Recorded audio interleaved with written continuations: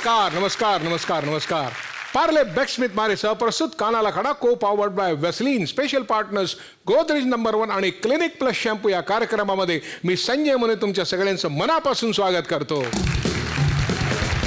आज आपल्याकडे जी पाहुणी येणार आहे ना तिला बोलवण्यासाठी मी अतिशय उत्सुक आहे.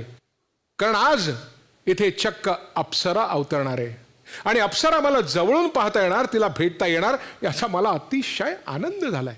आता तुम्ही म्हणाल काय मोने तुम्ही आम्हाला काय स्वर्गात बिरगात नेताय की का अप्सरा दाखवायला? अरे नाही नाही नाही नाही नाही अजिबात नाही. आज इथे या मंचावर स्वर्ग उभा राहणार आहे आणि त्यात ती अप्सरा येणार आहे जिने दिसण्यातनं, बघण्यातनं, नृत्यातनं आणि अदाकारीतनं पडद्यावरती आपल्यासमोर स्वर्ग उभे केला. ती अप्सरा आज इथे येणार आहे.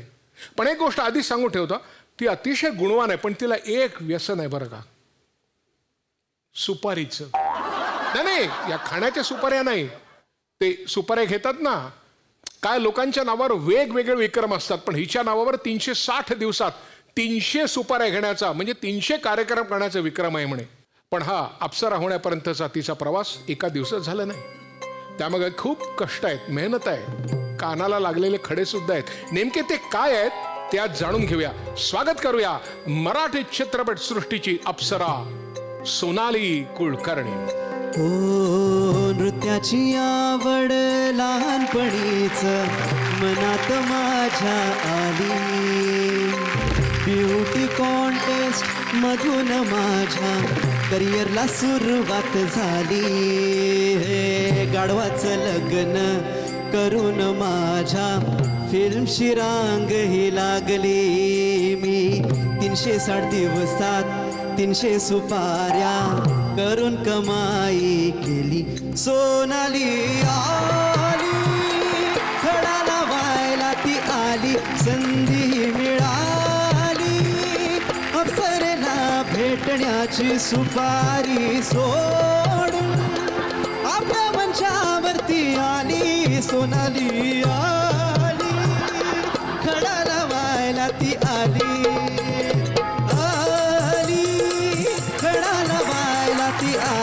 संधी मिळाली, अप्सरेला भेटण्याची सुपारी सोडून आपल्या मंचावरती आली. सोनाली आली, गळा लावायला ती आली. हो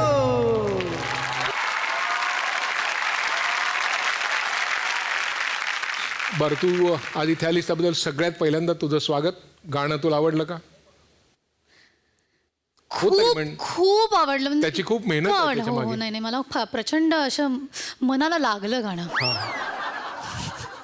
बरं, त्यांनी वर्ल्ड रेकॉर्ड बद्दल काय म्हटलं? 300 दिवसात 360 दिवसात 300, त्यालाही माहिती आहे गोष्ट. कमाल. ते कुठून केला असा एवढा मोठा रिसर्च वगैरे कुठून? पण म्हणजे खरं आहे का?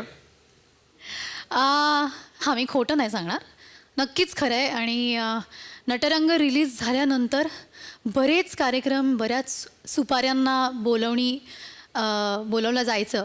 तर निश्चितच मी खूप खूप महाराष्ट्रभर सगळीकडे फिरली आहे. आणि मला आनंद आहे या गोष्टीचा की मी या निमित्ताने महाराष्ट्रातल्या छोट्या छोट्या गावांमध्ये गेली आहे. असं म्हटलं जातं, झी मराठीच्याच एका कार्यक्रमात असं विधान केलं गेलं होतं की अशी अनेक गावं आहेत जिथे अजून वीज पोचली नाही आहे पण सोनाली कुलकर्णी पोचली आहे. याचा मला अभिमान आहे. बरं, हे झालं सगळं नंतरचं नटरंग सगळं. सुरुवातीला वडील तुझे सैन्यात होते, त्यात डॉक्टर होते. मग आपण सैन्यात जावं किंवा डॉक्टर व्हावं असं नाही का म्हटलं की ह्यापैकी काहीतरी निवडावं?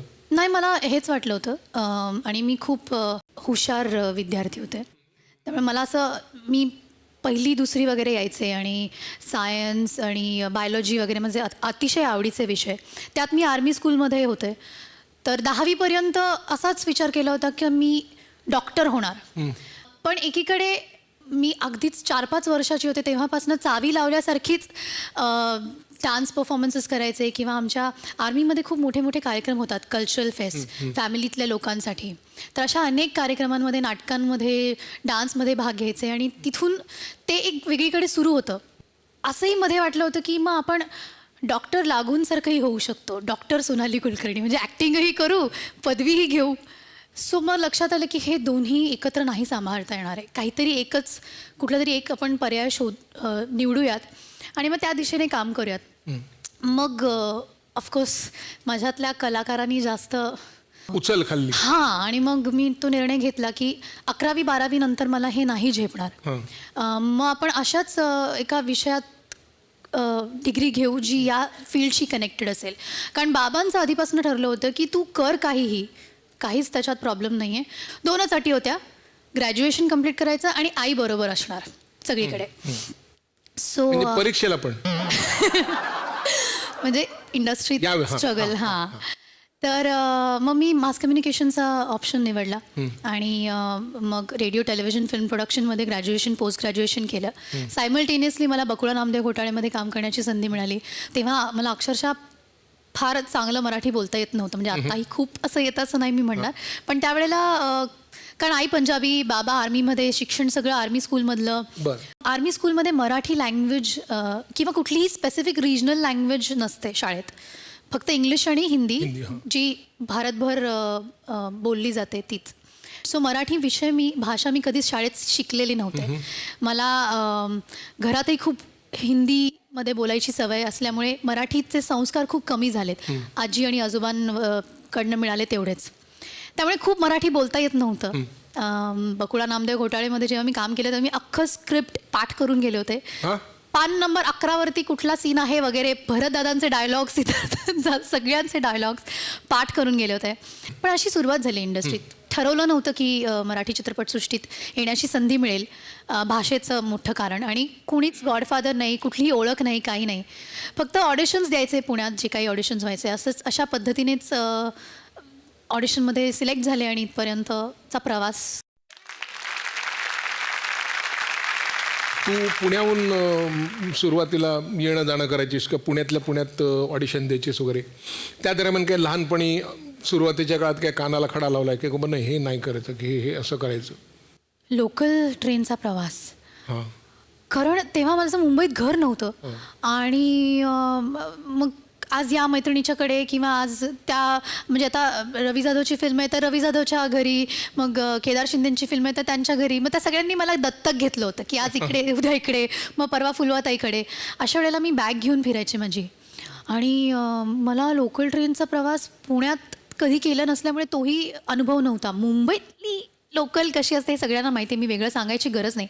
पण ती मोठी बॅग घेऊन मी पहिल्यांदा जेव्हा आत शिरले पीक आवरला, मुळात आत शिरले मी, कारण मी उभी राहिले दारात आणि दुसऱ्या क्षणी मी आत होते. मला कळलं नाही मी आत कशी गेले आणि मी कुठल्या स्टेशनला उतरले मला तेही कळलं नाही. फक्त मला एवढं लक्षात राहिलं, शेवटी सगळ्या बायका मला ओरडत होत्या की आम्हाला पाय ठेवायला जागा नाही, इतकी मोठी बॅग घेऊन कशी आलीस तू, मूर्ख आहेस का, वगैरे वगैरे वगैरे. आणि मला ढकललं गेलं आणि मी कुठल्या तरी स्टेशनला दुसऱ्या क्षणाला उतरले आणि मला काही कळलं नाही. त्यानंतर मी कानाला खडा लावला की बॅग घेऊन लोकल ट्रेनमध्ये जायचं नाही किंवा लोकल ट्रेनमधला प्रवास मुळात टाळावा. फारच भीतीदायक प्रसंग होता तो. म्हणजे तू कशी आत गेलीस ते तुला कळलं नाही, नॅचरली तू बाहेर कशी आलीस ते तुला कळलं नाही. आणि त्या प्रवासात सर्व जातीचे, सर्व धर्माचे, भारतातल्या सर्व प्रदेशातले लोक असतात. मग त्यातल्या कोणी तुला विचारलं नाही का तोडा की हाल आहे? जर विचारलं असतं तर बडा बेकार आहे असं मी म्हटलं असतं. नाही. आज कोणाला असं विचारावं असं वाटतंय का तुला? तोडा की हाल आहे? तोडा की हाल आहे, तुला उत्तर येईल बघ. ओके. तोड़ा की हाल है बेटा, तोड़ा की हाल है? माझी आई आहे.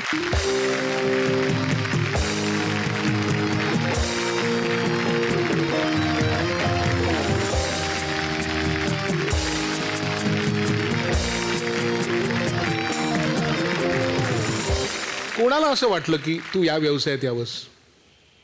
मला वाटलं. का? कारण ते लहानपणापासून खूप डान्स वगैरे करायच्या आणि जेव्हा ते 6 महिन्याची होती ना तेव्हा त्यांनी हेल्दी बेबी शो म्हणजे जिंकली होती. तर ते डान्स खूप छान करायचे आणि मला असं वाटतं की काही लोक म्हणतात ना की मैं माँ के पेट से सीख के आई हूँ. ते माझ्या बाबतीत अगदी खरं आहे. आई आवड म्हणून डांस करायची, वेगवेगळ्या कार्यक्रमांमध्ये तेव्हा परफॉर्म करायची. 4 डे वगैरह हमारे इसमें प्रोग्राम होते हैं ना. तो मैं प्रेग्नेंट थी उस टाइम पर, तो अभी मैंने श्रीदेवी के इस गाने पे डांस किया था. ये पेट में थी तब. बरं, तुम्ही आर्मीत होतात, तुम्हाला सगळी परिस्थिती, पुढचं काय मागचं काय सगळा अंदाज येतो. मग तुम्हाला 2 मुलं झाली, त्यांचं नाव ठेवताना पुढे मागे कन्फ्यूज होणार असं तुम्हाला कधी वाटलं नाही? मुलीचं नाव सोनाली कुलकर्णी, त्या नावाची एक ऑलरेडी ॲक्ट्रेस, बरं ते झालं, मुलाचं नाव अतुल कुलकर्णी, त्याही नावाचं एक, मग हे तुम्हाला कळलं कसं नाही? नाही, ह्याच्यामध्ये असं झालं, खरं पाहिलं तर हे काही म्हणजे ठरवून नाही झालं, ठरवून काहीच नाही झालं. ह्याच्यामागे काहीच असा हे नव्हता, हेतू नव्हता.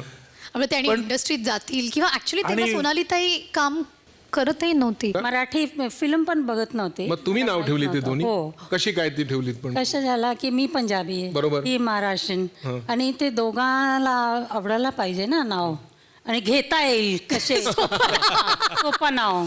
तर मला सोनाली नाव खूप आवडत होता, तर सोनाली नाव ठेवला आणि निक नेम सोनी. सोनाली म्हणजे इथला मराठी, आणि सोनी म्हणजे पंजाबचे लोक सोनी पटकन बोलू शकते ना, म्हणून. त्याच्यातली गंमत अशी आहे की सोनाली महाराष्ट्रातील प्रत्येक गल्लीत एक सोनाली सापडते आणि पंजाबच्या प्रत्येक घरात एक सोनी असते. सो इतकं सोपं ते आहे. तुला कधी असं वाटलं नाही की आपण नाव बदलावं, एकाच कधी कन्फ्युज होईल, काय होईल वगैरे? बऱ्याचदा वाटलं. इनफॅक्ट पहिली फिल्म जेव्हा रिलीजवर होती तेव्हा आम्ही खूप चर्चा करायचो आणि आम्ही नावही शोधायला सुरुवात केली होती की मग हे नाव, मग ते नाव, मग अमुक तमुक, पत्रिकेतनंच नाव वगैरे वापरूया, असं खूप झालं होतं. खूप चर्चा सुरू होती घरात. अशा वेळेला केदार शिंदे, जे माझ्या सिनेमाचे दिग्दर्शक होते, त्यांनी मला लॉन्च केलं होतं. ते म्हटले की पण एक मिनिट, हे सगळं का करताय तुम्ही? म्हटलं कारण पुढे जाऊन कन्फ्युजन होऊ शकतं म्हणून. तर म्हटलं नाही, तू तुझं नाव इंडस्ट्रीत येण्यासाठी सोनाली कुलकर्णी ठेवलं आहेस का? तर निश्चित नव्हतंच तसं. ठेव की, हे राहू दे की, बदलायची काय गरज आहे? म्हटलं बरं, मग निदान कुलकर्णी आडनाव तरी नको लावूयात, फक्त सोनाली जरा तरी. का? कुलकर्ण्यांची काय चूक आहे? असं वगैरे करून त्यांनी खूप छान मला कन्व्हिन्स केलं की तू मुद्दामून इंडस्ट्रीत येण्यासाठी हे नाव ठेवून आलेली नाही आहेस, ते तुझं नावच आहे.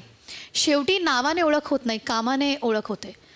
इतकं मला ते ॲक्च्युली कन्व्हिन्स झालं की ठीक आहे, आपण हे मुद्दामून केलेलं नाही आहे, जे आहे त्याच ह्याने पुढे जाऊयात.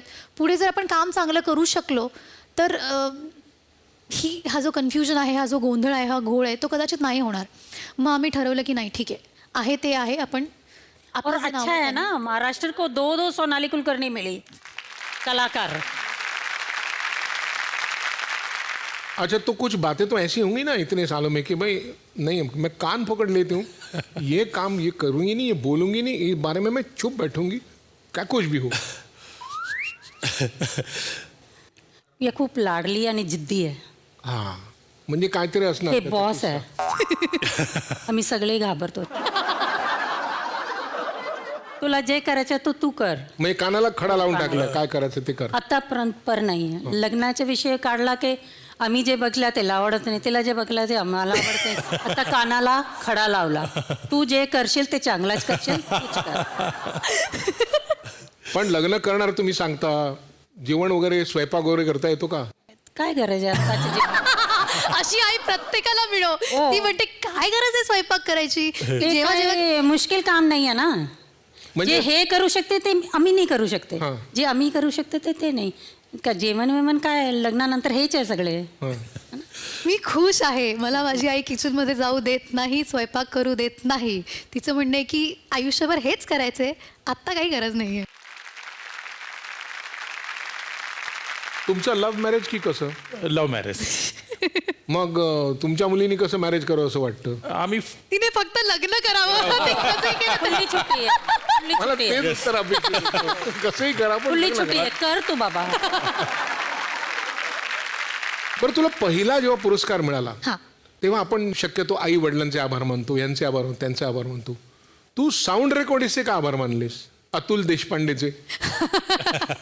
जी गौरव पुरस्कार मिळाला तेव्हा. हो, अतुल देशपांडे, बकुळा नामदेव घोटाळे. हा, तो का गुरुतुल्य आहे का तुला? नाही, मी सगळ्यांचे आभार मानले होते. अतुल देशपांडेचे याच्यासाठी कारण मी डबिंगला जितके दिवस शूटिंग करत होते तितकेच दिवस मी डबिंग करत होते. म्हणजे किती दिवस साधारण? 20 दिवस. आणि आता किती दिवसात करतेस? 1.5-2 दिवसात करते. मला ॲक्च्युली पहिल्यांदाच मी डबिंग करत होते आणि माझा कॉन्फिडन्स खूप लो होता त्यावेळेला, कारण गाढवाचं लग्न जस्ट रिलीज झालं होतं आणि गाढवाचं लग्नामध्ये 2 सीन्स होते माझे आणि मला ळ ण च न्य वगैरे उच्चारता यायचं नाही तेव्हा आणि गावरान मराठी बोलायचं होतं.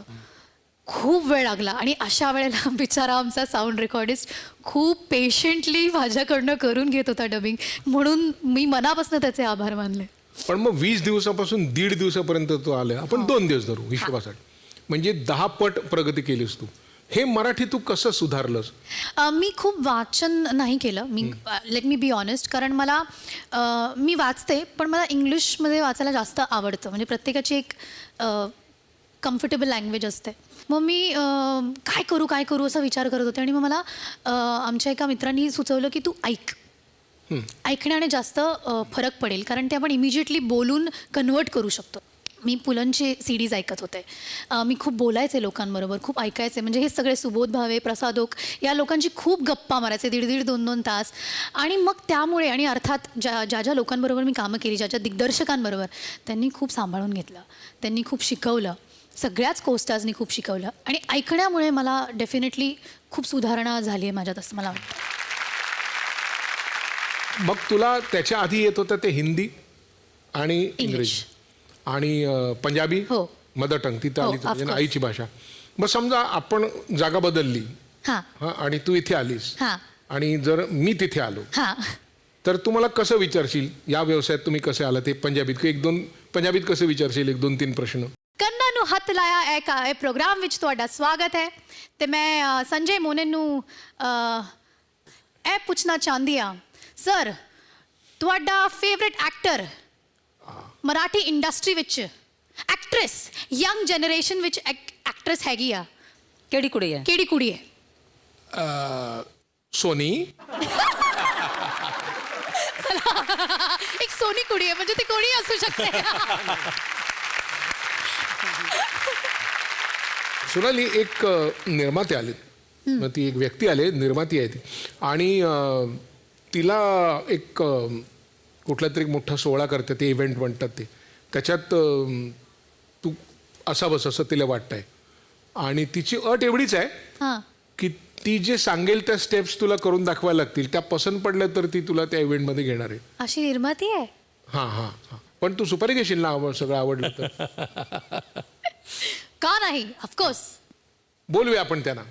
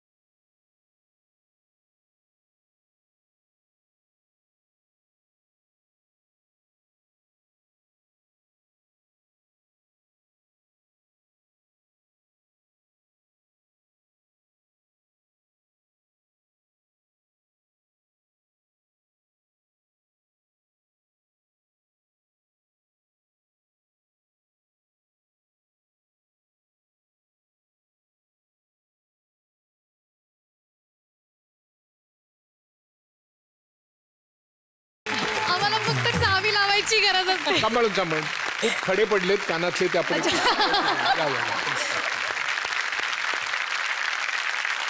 Steps okay? ओके. कधीच नसतात. या ती फॉलो करते, म्हणजे मी तिला फॉलो करते, म्हणजे अशी एकच कोरिओग्राफर आहे मला वाटतं की जी ऍक्टरला फॉलो करते. काय काय फॉलो करायला लागतं, काय काय पाळायला तर लागतं? अत्यंत कानाला खडापेक्षा म्हणजे इतका छान कार्यक्रम आहे ना, म्हणजे मला खूप मस्त वाटतं. मी इकडे आज आले कारण तिच्याबद्दल खूप खडे लावलेत मी कानाला, तरीही आम्ही सतत काम करत असतो एकत्र. आणि एक तर पहिला म्हणजे मी त्यांना नेहमी तिला हा प्रश्न विचारते की असे कोणते कोणते कोरिओग्राफर आहेत ज्यांच्याशी तू अशी वागतेस. अशी पण कोरिओग्राफी करून सुरुवातीला काय व्हायचं की जनरली जेव्हा डान्सर ऍक्टर्स असतात तर तेव्हा कोरिओग्राफ करताना मी बेसिक ग्राफ करते आणि मग त्यांच्याबरोबर कोरिओग्राफ करते की मज्जा असते, गिव्ह अँड टेक, त्यांना हे आवडलं वगैरे. पण त्याचा मला खूप मनस्ताप व्हायला लागला नंतर जेव्हा मी सोनाली बरोबर काम करायला लागले. कारण काय ही नको स्टेप, ती तशी करूया, मग त्याचं असं करूया. ते इतकं प्रेशर यायला लागलं ना की मला असं वाटायला लागलं की ही कोरिओग्राफर आणि ही मला डान्स. तेव्हा कानाला खडा. मी काय करायचे, मी पूर्ण डान्स केला म्हणजे तू यायचं नाहीस, बघायलाच यायचं नाहीस, मी डान्स बसवणार, तू ये, मग तुझे सजेशन दे तू, पण आधी मला कोरिओग्राफ करू देत. So when ever she comes for the rehearsal, dance ready असतो. नृत्य तयार करताना किंवा बसवताना कोरिओग्राफ केल्याशिवाय हिला बोलवायचं नाही. कोणत्याच कोरिओग्राफ कधीच नाही. आणि दुसरी एक गोष्ट हिच्याबद्दल मला सांगायची आहे, मी विसरायच्या आधी, she is very positive about me. म्हणजे मला दुसरं कोणी आजूबाजूला असेल, कोणी ॲक्टर्स किंवा आपल्या इंडस्ट्रीतले कोणी आणि ही असेल, तर मला इतकं केअरफुल राहायला लागतं उगाच. म्हणजे मला वेगळं वागायला लागतं काय हिचं, मग तू तिच्याशी असं बोलली, मी तिकडे होते ना फुलवाती, you more close to me, असं तिचं एक म्हणजे एक उगाच काहीतरी. म्हणजे सोनाली आजूबाजूला असताना कोणाला बोलवायचं कोणाला न्यायचा मला विचार करायला लागतो. हो, मी पॉझिटिव्ह आहे आणि मी निर्लज्जपणे हे बोलते की मला माझ्या जवळच्या व्यक्तींनी फक्त माझंच असलं पाहिजे. त्यांना शेअर करायला नाही आवडत.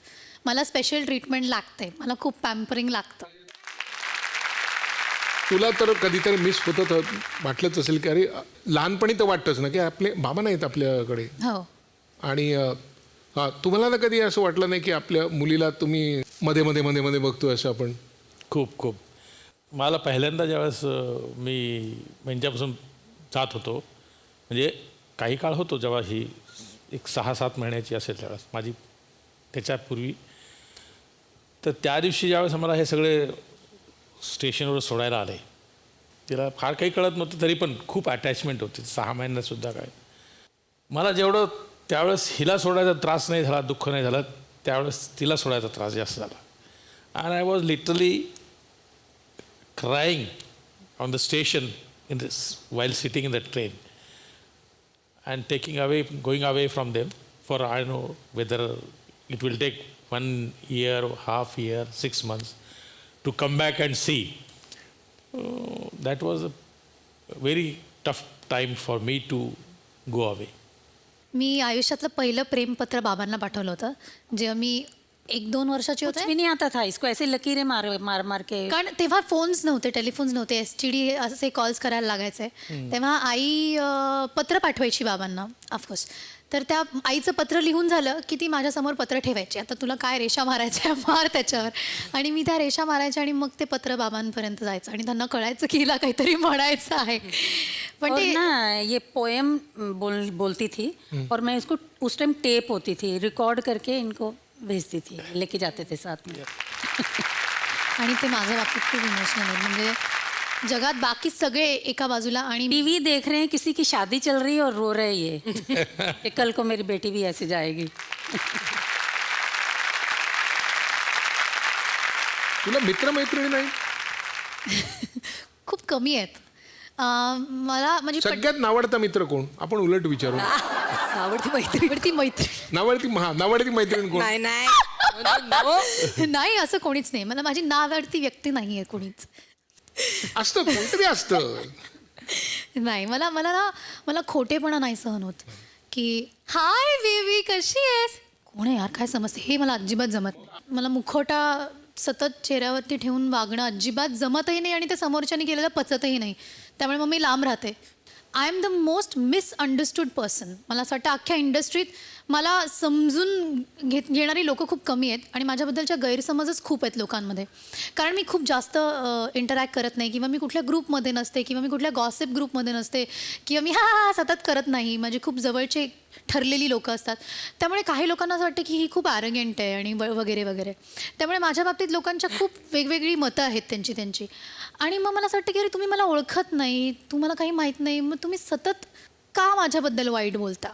आणि ह्याचा मला पूर्वी खूप त्रास व्हायचा, खूप जास्त त्रास व्हायचा. आणि मी ते सगळं येऊन अर्थात फुलवाताईकडे आणि आईकडे व्यक्त करायचे.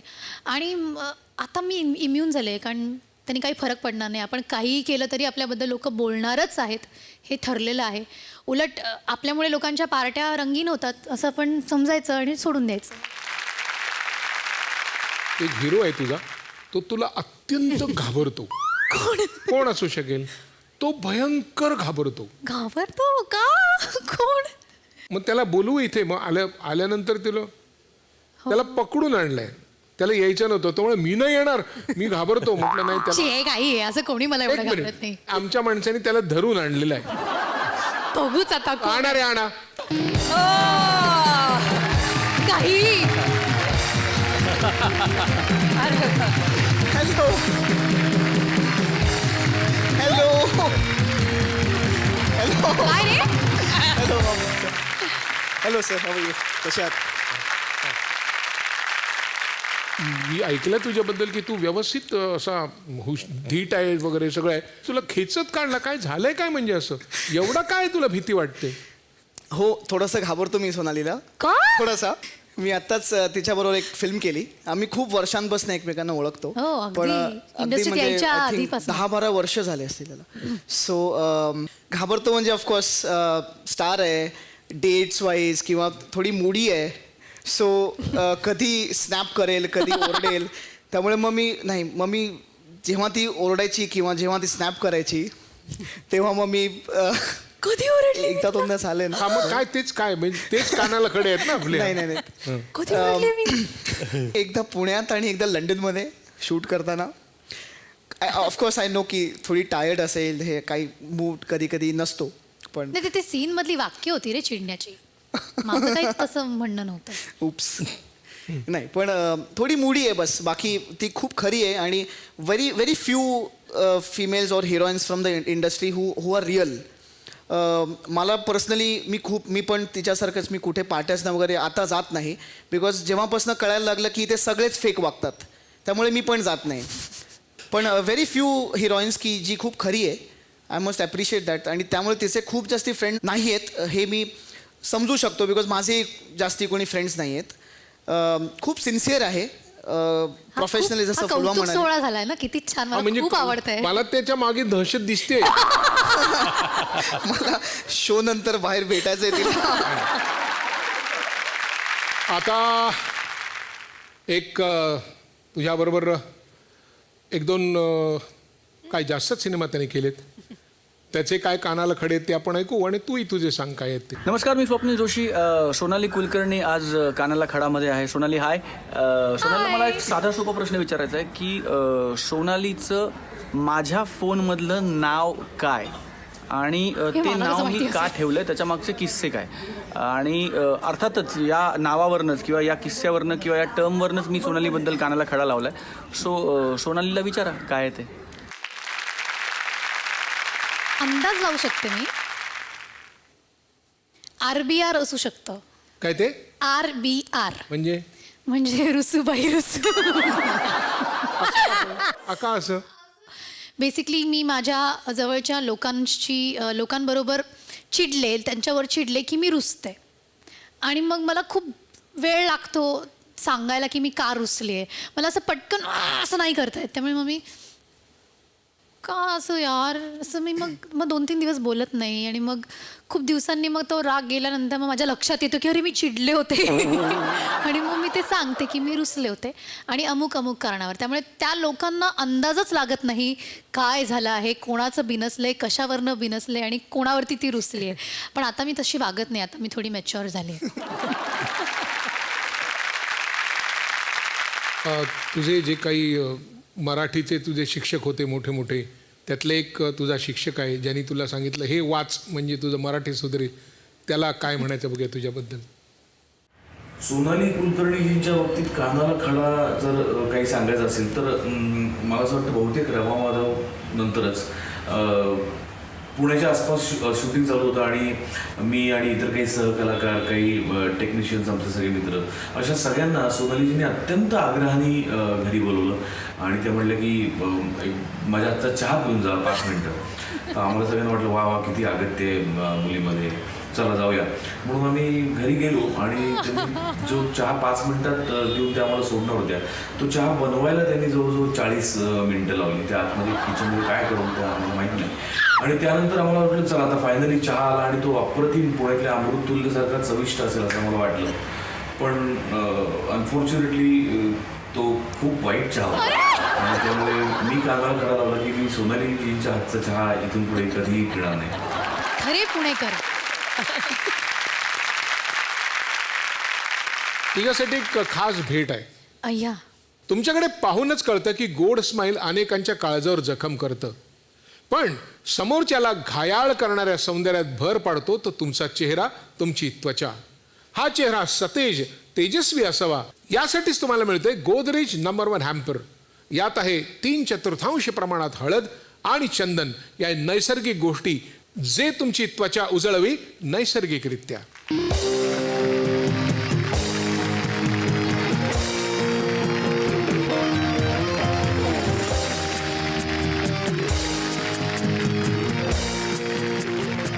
बाबा, तुम्हाला एक प्रश्न विचारायचा मला.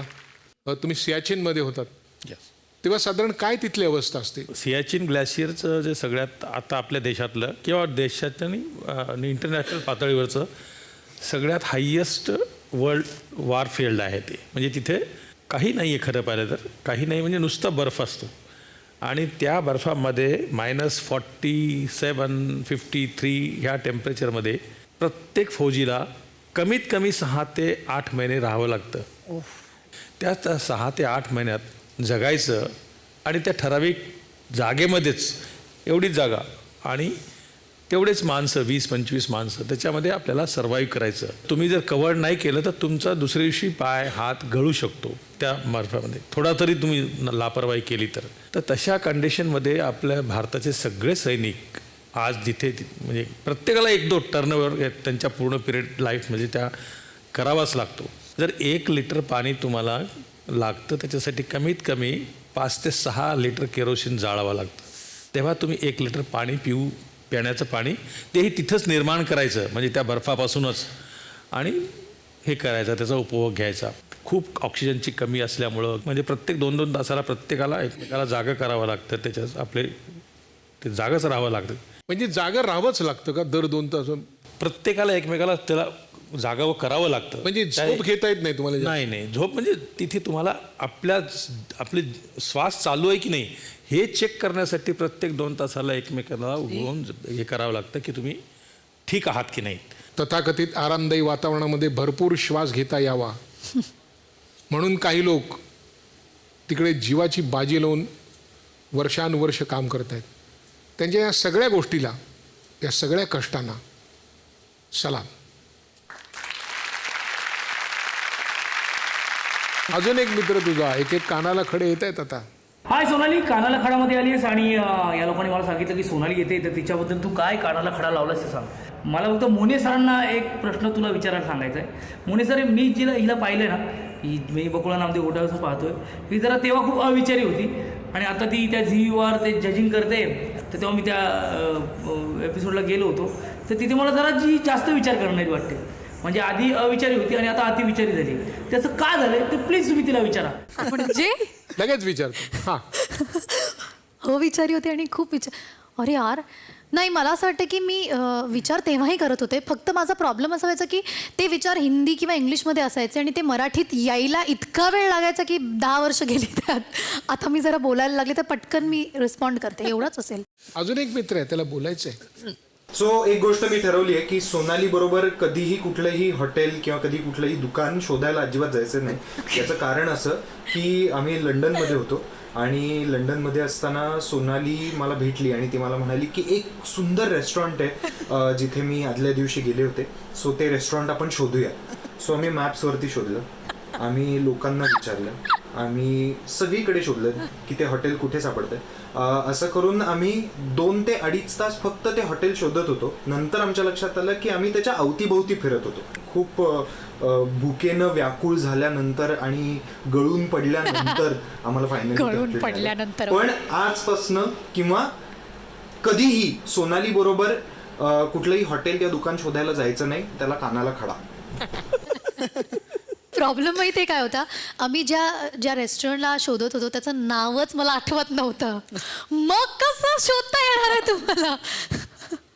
मी नावांच्या बाबतीत मला डिस्लेक्सिया आहे, मला नावं लक्षात राहत नाही. हां सोनाली, तर आता आईनी तुझ्याबरोबर खूप स्ट्रगल करून, बाबांनी जरी सुद्धा मिस केलं असलं तरी आता ते खूप छान त्यांना वाटतं, आई समाधानी आहे. परंतु या सगळ्या प्रवासात तुला अनेक लोक भेटले असतील, अनेक गोष्टी असतील ज्या कधी खटकल्या असतील, जे नवीन असताना सांगता येत नाहीत. आता आपल्या गोष्टींवरती, आपल्या अटींवरती तू काम करतेस. या सगळ्यामध्ये काही कानाला खडे लावायला लागले असतील, काही किस्से घडले असतील, काही मनस्ताप घडला असेल, त्याच्याबद्दल तुला काय सांगायचं असेल मनापासून? सुरुवातीच्या काळात म्हणजे जेव्हा नटरंग खूप सुपरहिट झाला, खूप गाजला, खऱ्या अर्थाने माझ्या आयुष्याला कलाटणी देणारा हा सिनेमा ठरला. माझं फक्त करिअर नाही तर माझं आयुष्य बदललं या सिनेमाने. प्रसिद्धी, पैसा किंवा सतत लोक आपल्याला ओळखत आहेत आणि ह्या सगळ्या वातावरणात मी पहिल्यांदाच सामोरी जात होते. जेव्हा चांगल्या गोष्टी होत होत्या तेव्हा त्याच बरोबरीने काही वाईट गोष्टीसुद्धा घडायला लागल्या. तसंच करिअरमध्ये जेव्हा मी खूप प्रसिद्ध व्हायला लागले त्याच वेळेला ती प्रसिद्धी काही लोकांना खटकायला लागली. अचानक ही इतकी मोठी स्टार कशी झाली ही गोष्ट काही लोकांना आवडली नाही किंवा पटली नाही किंवा पचली नाही. मला आठवतं आहे की आयुष्यात झालेली ही पहिली कॉन्ट्रोवर्सी होती ज्याच्या बाबतीत मी अजिबात प्रिपेअर्ड नव्हते. मला माझ्याकडे घर नव्हतं मुंबईत.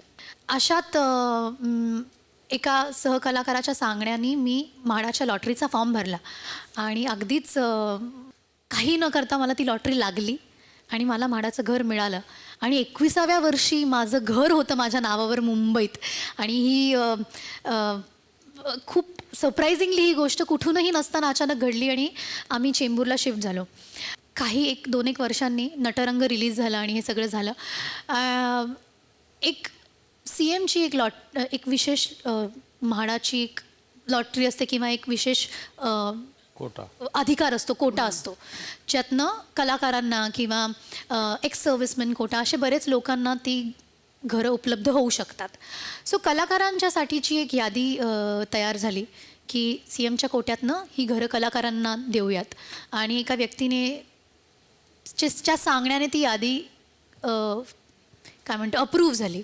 काहीतरी कारणाने त्यातलं एक नाव खोडलं गेलं कारण त्या व्यक्तीकडे ऑलरेडी घर होतं म्हणून किंवा व्हॉट एव्हर इट इज. आणि मला फोन आला अचानक की आम्ही CM ऑफिसमधनं बोलतो आहे आणि आम्ही घर अलॉट करतो आहे CM कोट्यातनं, तर तुम्हाला विचारायला फोन केला की तुम्हाला घर हवं असेल तर आम्ही तुमचं नाव सुचवू शकतो. असं आम्ही बऱ्याच कलाकारांना फोन करतो आहे, त्यातला तुम्हाला केला आहे. तर माझं झालं की म्हाडाचं घर असेल तर I think I am not eligible कारण माझ्याकडे ऑलरेडी एक घर आहे माझ्या नावावर, तर माझी पात्रता नाही आहे बहुतेक. तर त्यांनी म्हटलं ओके नो प्रॉब्लेम, आम्ही चौकशी करतो, जर तुम्ही असाल एलिजिबल तर आम्ही देऊ, नाही तर नाही. हा विषय तिथे माझ्यासाठी संपला. काहीच तासांनी मला एका पत्रकाराचा फोन आला की अरे अभिनंदन, तुम्हाला CMनी घर दिलं आहे, कॉंग्रॅच्युलेशन्स, काय मग काय वाटतं तुम्हाला याविषयी? आणि माझं झालं की 1 मिनिट, म्हणजे नाही मला असं काही घर मिळालेलं नाही आहे, मला एक फोन आला होता पण असं झालं आणि असं त्याच्यावरती उत्तर आहे आणि नाही मला घर नाही मिळालं. ओ अच्छा ओके ठीक आहे, हरकत नाही. समजलं की चला मी माझी बाजू मांडली आहे, असू शकतं लोकांना वाटू शकतं. दुसऱ्या दिवशी एका अतिशय मोठ्या नावाजलेल्या न्यूजपेपरची हेडलाईन अशी होती की अप्सरेवर मुख्यमंत्री फिदा. आणि त्याखाली बातमी अशी होती की मला घर मिळालं आहे, मी त्या घरात शिफ्ट झाले आणि माझा संसार थाटायला सुरुवात केली आहे. आणि मला कळेच ना की ह्याचा अर्थ काय. मला खूप वाईट वाटलं की कलाकार म्हणजे इतकी क्षुल्लक व्यक्ती असते का की तुम्ही त्यांच्याविषयी काहीही लिहून मोकळे होऊ शकता. आणि इतका मोठा इम्पॅक्ट त्या बातमीचा माझ्यावर किंवा माझ्याबद्दल ज्या लोकांना माहिती आहे त्या वाचकांवरती होऊ शकतो. म्हणजे आजही अनेक लोकांना वाटतं की मी त्या घरात राहते, आजही लोकांना असं वाटतं. इनफॅक्ट इंडस्ट्रीतल्या काही लोकांना असं वाटतं की अरे तू त्याच घरात राहते वगैरे. 2 घर आहेत, 2 घर आहेत अशी. आय एम शुअर तुमच्यापर्यंत पण अशी बातमी आली असेल. आणि मला खूप दुःख होतं, खूप वाईट वाटतं या गोष्टीचं की म्हणजे आपण सुरुवातच अशी केली की 365 दिवसांपैकी 300 कार्यक्रम मी केले, त्या 300 कार्यक्रमांमध्ये मी पैसेही मिळवले आणि मी स्वतः एक घर नाही अफोर्ड करू शकत. म्हणजे मी केलेल्या कष्टांची माती, मी कमवलेल्या पैशांची काहीच किंमत नाही. आणि या सगळ्या गोष्टी ज्या मी मिळवल्या आहेत त्या कोणीतरी माझ्यावरती उपकार करून दिल्या आहेत. आणि कलाकार म्हणून मी इतकी फालतू आहे की तुम्ही माझ्याबद्दल काहीही लिहू शकता आणि मोकळे होऊ शकता. त्या व्यक्तीला मी आयुष्यात कधी भेटलेली नाही आहे. आणि तुम्ही काहीही लिहू शकता यार. म्हणजे पत्रकारितेचा कोर्स मीही केला आहे, त्यात रिस्पॉन्सिबल जर्नलिझम म्हणून एक खूप मोठा धडा असतो जे प्रत्येकाने घेतलेला असतो आणि त्याचा तुम्ही वापरच करत नाही. तुम्ही कुठल्याही व्यक्तीविषयी काही लिहून मोकळे होऊ शकता, मात्र दुसऱ्या दिवशी पाहिजे तर एका छोट्याशा कॉलममध्ये त्याचं स्पष्टीकरण देतात जे कुणीही वाचत नाही. असंच तुझं लग्न झालं अशी एक बातमी गाजली. अशी ही एक बातमी झाली होती की आली होती की माझं लग्न झालंय आणि ती बातमी तर माझ्या सख्या चुलत बहिणीला खरी वाटली. Can you believe it? लोकांनी हा प्रश्न विचारावा मी समजू शकते, घरच्यांना ही बातमी खरी वाटावी हे इतकं धक्कादायक होतं माझ्यासाठी.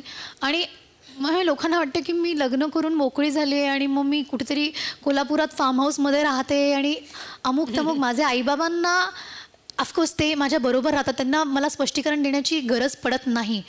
पण काय होतं की एका हेडलाईनमुळे, एका बातमीमुळे वाचकांच्या मनात ती इमेज आयुष्यभरासाठी छापून राहते.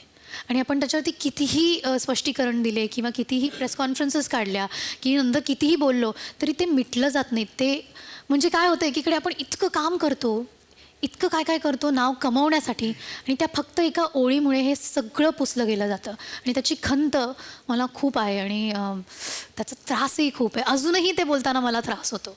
पण थँक्यू, तुम्ही मला हा प्लॅटफॉर्म दिला माझ्या मनातला सगळा तो राग काढून नाही खरं काढण्याचा. एक नाव कमवायला, घर बांधायला हजारो दगड लागतात, पण नाव खराब करायला एक दगड मारला तरी पुरतो. ॲब्सोल्युटली, एक खडा.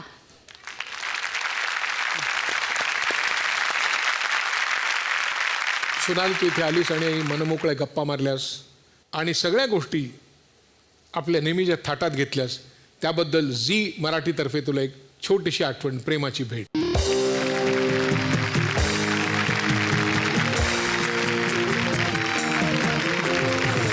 आजच्या पाहुणीला भेटल्यानंतर मला काय आठवलं सांगू?